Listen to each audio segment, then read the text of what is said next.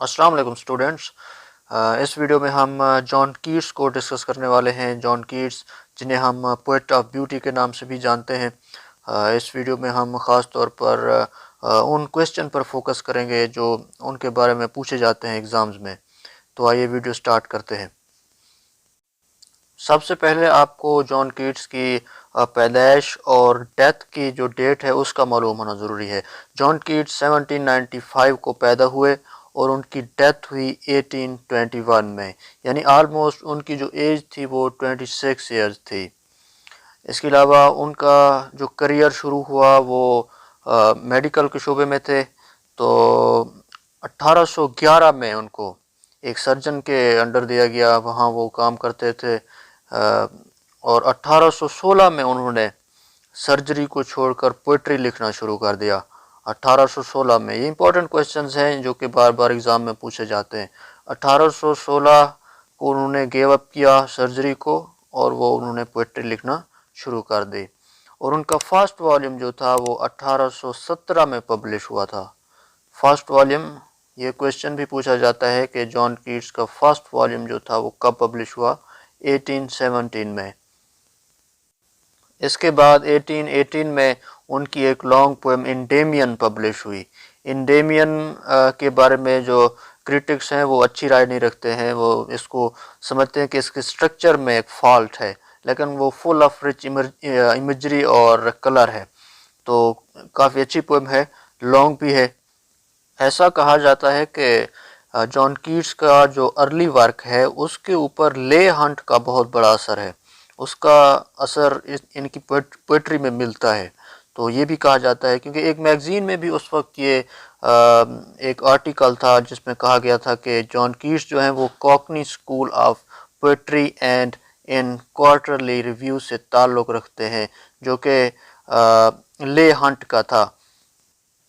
इस आर्टिकल के बाद उन्होंने अपने आप को अपने वर्क को मज़ीद रिव्यू किया और बाद में देखा गया कि उनके वर्क पर ले हंट का कोई असर नहीं है।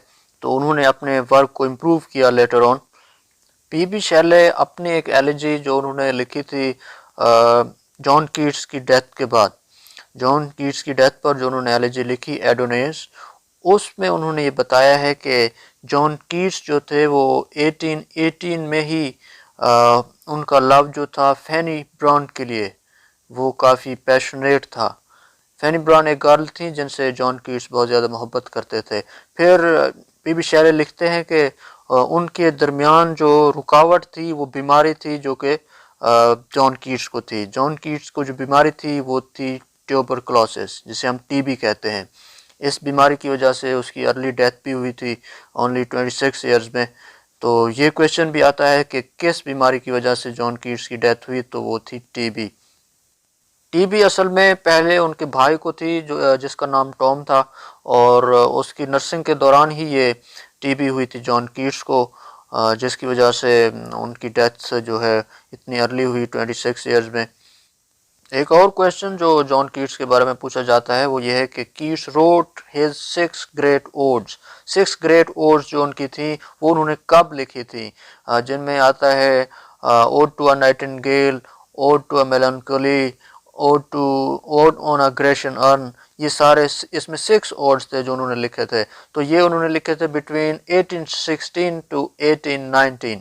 1816 और 1819 के दरमियान इन्होंने ये 6 ग्रेट ओड्स लिखे। Ode on a Grecian urn में से क्वेश्चन आता है, what does the Keats refer to urn to. तो अर्न को वो क्या रेफर करते हैं कीट्स? अर्न को वो कहते हैं N unravished pride of quietness. इस तरह से वो रेफर करते हैं अपने इस पोएम में अर्न को, N unravished pride of quietness.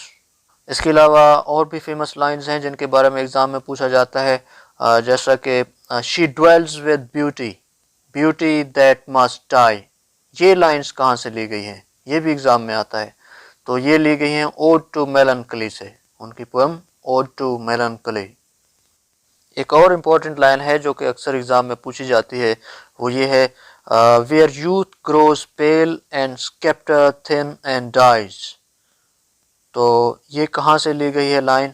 یہ لی گئی ہے جی اوڈ ٹو نائٹنگیل سے، اور یہ بھی پوچھا جاتا ہے کہ اس لائن میں جان کیٹس کس کو ریفر کر رہے ہیں، تو اس لائن میں جان کیٹس ان کی جو بلیوڈ تھیں فینی براؤن ان کو ریفر کر رہے ہیں، جن کے بارے میں ہم پہلے ذکر کر چکے ہیں۔